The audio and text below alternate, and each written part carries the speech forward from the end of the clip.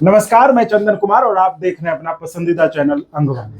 शिक्षक साथियों, आपने कमेंट में लिखा था कि यूपी में क्या व्यवस्था है, तो आज हमारे साथ विजय बंधु जी देश के जाने माने चेहरे और राष्ट्रीय स्तर के नेता हैं, जो कि आपके लिए, जो देश भर के सारे कर्मचारी उनके लिए पेंशन की, ओल्ड पेंशन की लड़ाई लड़ रहे हैं। और संयोग से ये उत्तर प्रदेश से आता है और उत्तर प्रदेश में जो सरकारी स्कूल में वो शिक्षक है।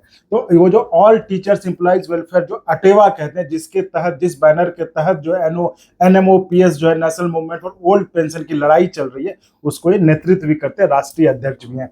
विजय जी, स्वागत है आपका अनुवानी पर। हमारा जो प्लेटफॉर्म है विजय जी, वो शिक्षकों के लिए मतलब थोड़ा सा आवाज उठाता है। शिक्षकों तो बिहार में जिस तरह का हमेशा उठापटक चल रही, खासकर पिछले 10 महीनों में एक अफसर आए पाठक जी, उन्होंने शिक्षकों के लिए मतलब रोज दिन रात बेतरतीब फरमान जारी करते, जिससे शिक्षक परेशान होते थे। अब फिर एक नए ACS आए, उनसे कुछ उम्मीद जगी थी, लेकिन उन्होंने भी जो टाइम टेबल चेंज किया है उसमें शिक्षकों का 7 घंटे से ऊपर है रोज का। तो ये एक तो आप चूंकि शिक्षक है और जो कह रहे हैं कि RTE जो है, राइट टू एजुकेशन वाले में, क्या उसको ये मतलब फॉलो करता है? और फिर यूपी में क्या सिस्टम, हम ये जानना चाहते हैं। देखिए, सबसे पहली बात तो कोई भी अधिकारी हो, कोई राज्य सरकार हो, जबरदस्ती आप कुछ नहीं करा सकते, और खासकर शिक्षण तो आप करा नहीं सकते जबरदस्ती। आप अपना एजेंडा तय करिए कि हम शिक्षा व्यवस्था सुधारना चाहते हैं। मैं आपसे दावे के साथ कहता हूँ 99%, 1% अपवाद मान लेता हूँ, 99% शिक्षक क्योंकि शिक्षण कारण के लिए गया, वो पढ़ाना चाहता, अच्छे माहौल बना दे। आप घुटन देकर के, प्रेशर देकर शिक्षण व्यवस्था तो नहीं कर सकते। किसी डॉक्टर से आप ऑपरेशन जबरदस्ती कराइए, उसका क्या नतीजा होगा?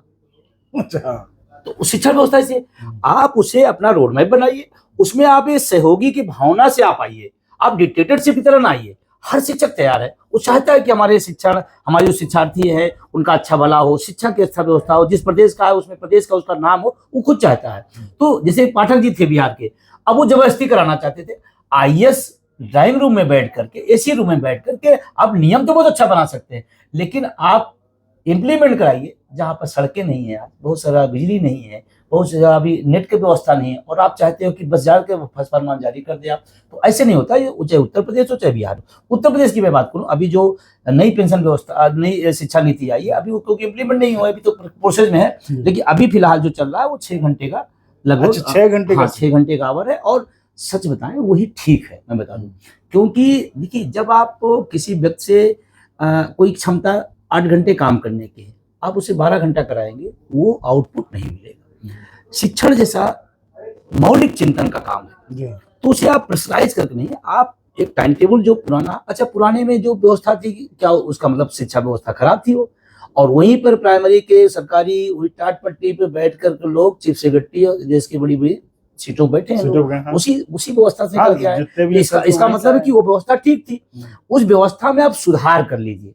हम सुधार के बिल्कुल पक्षधर हैं, हमें कोई दिक्कत नहीं है, लेकिन आप थोपिए नहीं, सुधार के नाम पे परेशान न करिए। अब जैसे अभी उत्तर प्रदेश की बात करो, अभी उत्तर प्रदेश में जा रहा 15 जुलाई से बेसिक शिक्षकों के साथ हो रहा है कि आप पहुंच करके वहां अटेंडेंस दीजिए ऑनलाइन। अब ये बात फरमान जारी हो गया, 15 जुलाई से। तो पड़ोसी राज्य तो असर तो रहेगा, पड़ोसी देख रंग बदल रहा है। तो अब 15 जुलाई से अब आप कल्पना करिए, किसी की मान लीजिए कि मोटरसाइकिल जा रहा है, स्कूटी में लेडीज जा रही, पंचर हो गई, क्या करेगा? अच्छा, 5 मिनट 10 हम इसके पॉसिबल नहीं कि लेट पहुंचा, लेकिन कभी परिस्थितियां हो जाती हैं। अच्छा, अब वो उसके दिमाग में क्या चल रहा है? गाड़ी चला रहा है, उसके दिमाग में चल रहा है कि हमें वहां पहुंचाना है। तो जो ईश्वर न करे ऐसा हो, लेकिन इससे बहुत ज्यादा मानसिक दबाव में टीचर आने जा रहा है। और मजेदार है, सरकार दोहरी नीति खेल रही है कि शिक्षकों के साथ तो ये व्यवस्था, लेकिन उस पर जो नेता लोग हैं, और मैं इसके पक्षधर हूं कि जो नियम हो सबके लिए हो, वो चाहे नेतृत्व करने वाला हो चाहे एक सामान्य अध्यापक हो। और यहाँ पे क्या है, नेतृत्वकर्ता को छोड़ दिया जा रहा है। क्यों भाई? अगर वो भी शिक्षक है, वो चाहे नेतृत्व कर रहा है, तो उसे भी उसी व्यवस्था में। और मुझे नेतृत्वकर्ताओं से मैं कहना चाहता हूँ कि आप उस कौम के साथ गद्दारी करें जिसके कल्याण की जिम्मेदारी आपके हाथ में। अगर आप नहीं व्यवस्था में शामिल हो रहे हो, दूसरे शामिल करा रहे हो, ये एक बहुत दुर्भाग्यपूर्ण है।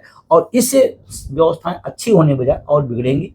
अच्छी बात नहीं। एक अच्छे बढ़िया पारस्परिक सहयोग की भावना से अगर चीजों को हम चलाएंगे तो ज्यादा बेहतर होगा। तो आप जैसे करते कि यूपी में भी शुरू होने वाला, अभी हमने मध्य प्रदेश के शिक्षक नेता थे उनसे बात की, तो उन्होंने बताया कि वहां पे भी 2-3 साल पहले यही ऑनलाइन अटेंडेंस वाली सिस्टम लागू किया, जो कि सफल नहीं हो पाया, क्योंकि कई इलाकों में, और जो अभी बिहार में चल रहा है ट्रायल स्टेज में, वहां भी यही समस्या आ रही है।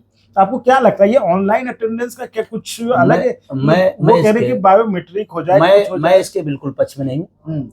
आप जांच की तमाम प्रक्रिया हैं, तमाम अधिकारी हैं, उनके आप थ्रू कराइए। ऑनलाइन व्यवस्था शिक्षा व्यवस्था में बिल्कुल ठीक नहीं, अनुचित है, एक दबाव बनाने की रणनीति, और इसमें भ्रष्टाचार बढ़ेगा।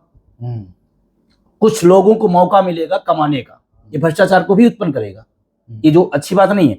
और ऑनलाइन व्यवस्था जो लोग लागू कर रहे हैं, उनके ऑफिसों में है क्या व्यवस्था? उनके ऑफिसों में जहां से आदेश निर्गत हो रहा है, क्या वहां पे है? क्या जो आईएएस आदेश जारी कर रहा है, क्या वो अटेंडेंस देता है 9:30 बजे? क्या ये भी तो सवाल है। ये बड़ी अच्छा सवाल आप उठा रहे हैं कि जो ये लागू कर रहा है वो क्यों नहीं ऑनलाइन अटेंडेंस कर रहा है अपने इससे? वो करे अगर बहुत अच्छा है तो। भाई एमपीए साहब हमने बुला दिया, आपने नहीं लिया। अगर इतनी अच्छी व्यवस्था पहले आप ले लेते तो हमको आप देते, तो समझ में आता है कि चलो भाई मान लीजिए लिया, कोई अच्छी चीज होगी। आप जिस ऑफिस से जो अधिकारी अपनी कलम से इसको लागू कर रहा है, उसके खुद नियम नहीं लागू है, ये गलत है, अन्याय है, और इसके खिलाफ बहुत आक्रोश है शिक्षकों में, और आने वाले समय में ये सरकार को एक बड़ा विरोध झेलने की तैयार रहे। तो ये थे विजय बंधु जी, जिन्होंने बताया। तो शिक्षक साथियों, आपके लिए अच्छी बात आप कह सकते हैं, एक राष्ट्रीय स्तर के नेता जो इस तरह कर्मचारियों के लिए आंदोलन कर रहे हैं, उनका समर्थन आपको मिल रहा है। और उन्होंने साफ साफ कहा कि जो ऑनलाइन सिस्टम है अटेंडेंस का, वो कर्मचारियों के हित में नहीं है। और अगर ये इतना ही अच्छा है, अफसर को इतना ही अच्छा लग रहा है, तो वो खुद क्यों नहीं इसका पालन करते, वो अपने ऑफिस में इसको क्यों नहीं लगाते? तो बहुत बहुत धन्यवाद विजय जी चर्चा में जुड़ने के लिए, और शिक्षकों को उनको सपोर्ट करने के लिए धन्यवाद। और अगर आपको अच्छा लगा तो एक बार और आपको मैं कहना चाहूँगा कि आप इसको प्लीज सब्सक्राइब और शेयर करते रहें, ताकि हमारा भी मनोबल और सपोर्ट बना रहे।